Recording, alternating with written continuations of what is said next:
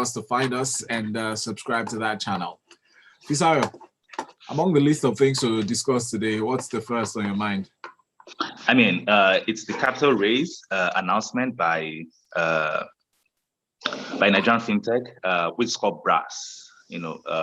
Brass is a digital banking platform, especially for SMEs, because people have to a large extent known about digital banking for retail, for customers, CUDA, all of those kind of things, right? But largely, a large part of the Nigerian economy, which is the informal sector to a large extent, has been seen as to a large extent left behind by all forms of technology innovation or all forms of even data gathering, right? So it's important that this kind of businesses to a large extent are covered. So Brass essentially is a digital bank for businesses, right? And it just announced a $1.7 million raise.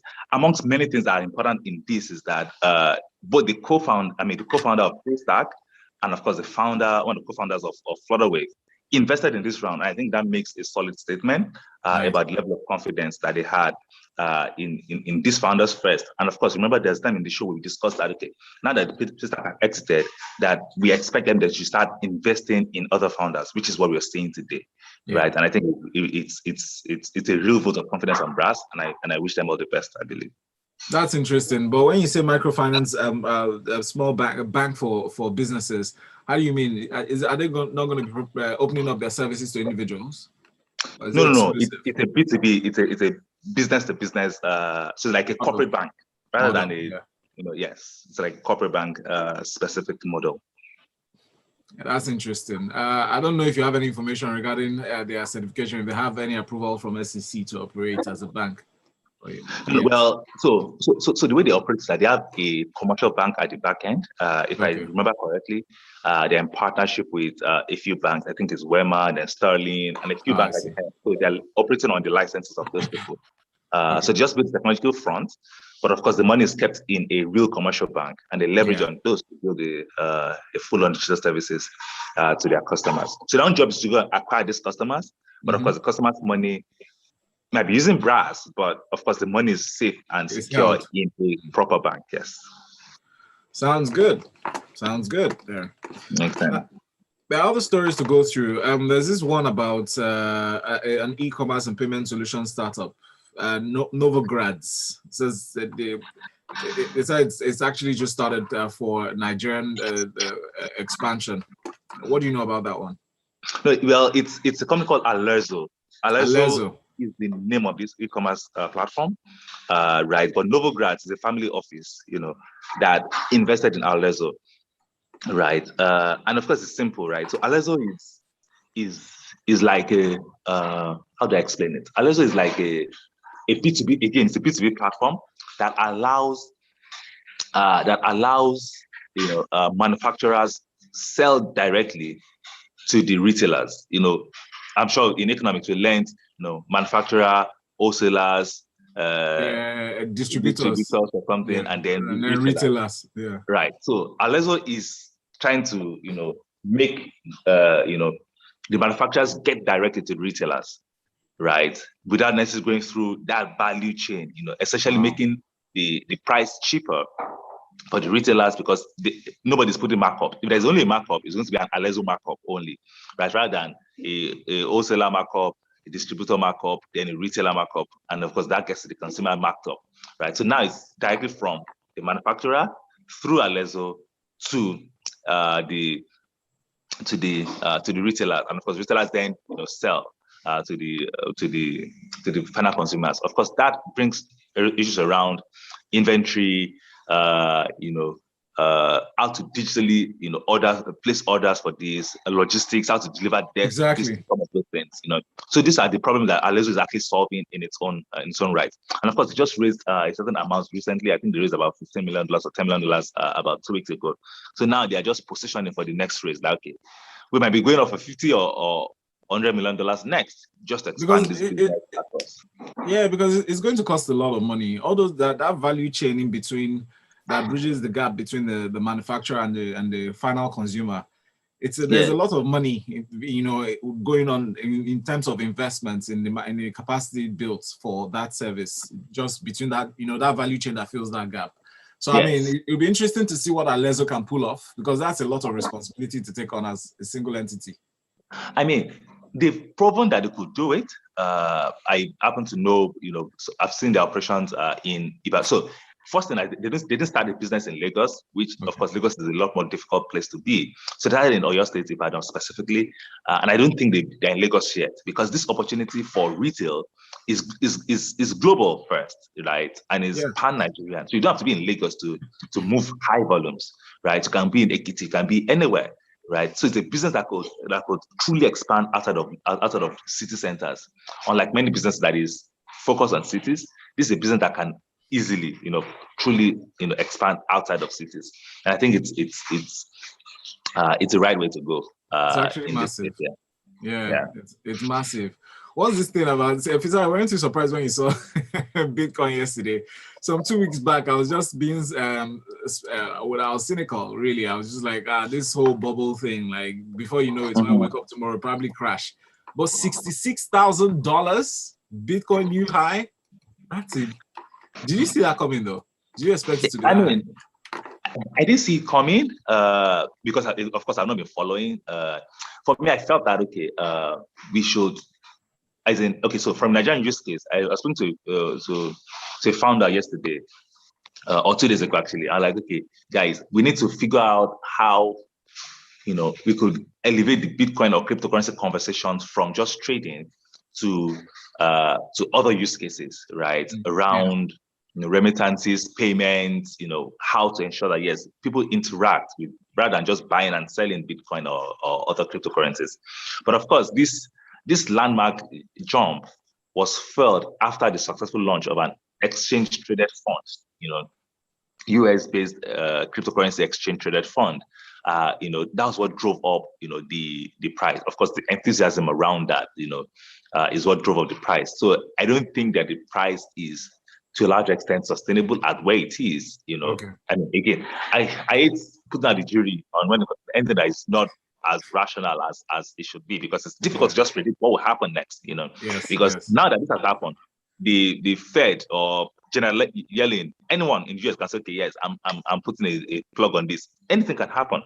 IMF can show up on there and say they did. So different things can happen that would spike the price or crash it immediately. So it's difficult to say, okay, this is how it's going to go, right? And the people that think that they know have gotten their fingers burned several times, right? So it's just difficult to put the a prediction on this. But of course, the jury is out. I don't think it's going to be sustainable here for a very long time. I think it's going to go back to the region of $40,000, which has always been for a long time, until something different happens. So it's volatile. You wouldn't advise anybody to bank on it. So yeah, it's like betting on IMG. Betting on what? IMG, Imagine Global. Oh wow. You pull that.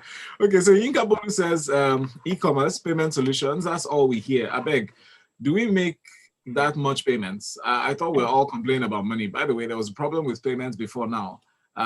Was there a problem with payment before now? Make no mistake, I'm not saying it's not cool, but can we see something different for once? That's what Yinka is saying. Ever the cynic. Well, of course, payment platforms are never enough at this time, because we have to expand. You can't be surprised. You can't be surprised, right?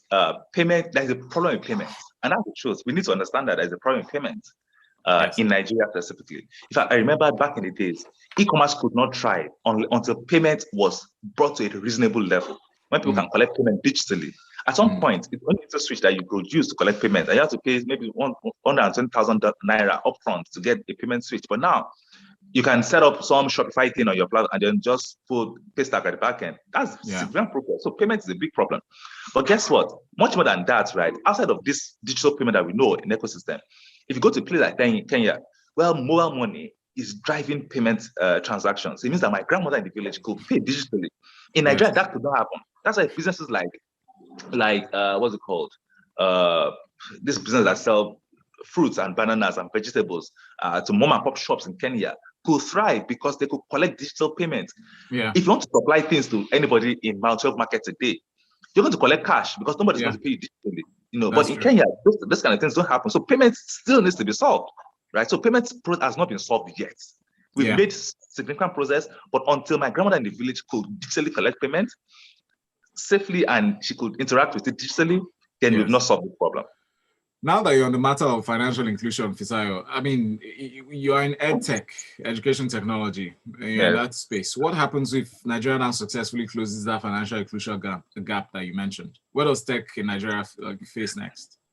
I mean, it's difficult. I think we just focus on the young people. I'm not meaning that the older generation is a lost cause, but it's a lot more difficult to try and get my grandmother educated than to try and focus on younger people that could be shaped now, so that when they grow older, they can read and write and be able to interact much more easily with technology as they grow. So I think it's a focus problem. It's just focus on the younger generation that would, overall, then the general education level of the country would or literacy level of the country would improve as continue that. But of course, there's something around, adult education, how to ensure that people transition from just, not being able to do it to be able to do it. Yeah, that's a part to that. But also, an internet focus. I mean, I just as large number of out of school children. It doesn't make sense that we're having that conversation in 2021. Right, by 2050, these issues will not be poverty issues we're dealing with then. So are we thinking about 2050 at all? So those are the real questions that we should be asking ourselves. Yinka is asking where your grandmother is. What village is your grandmother? Saving the best for last, Fisayo. Your friend and brother Donald Trump is announced that he's going to launch his new social media platform called Truth. How truthful do you think the social media platform and the algorithm will be? Like, what do you make of that move? I mean, I think it's a bold move. I think it's something you have to do, especially when Twitter decides not to allow you. You have to create something for yourself. And I think that this is how I want to communicate with people. Then so be it. Right. And I've seen a few reports around some glitches, maybe said some glitches around it. Yes. I mean, people have said, I don't know why people, use different yardstick for Donald Trump when they use this different yardstick for other people.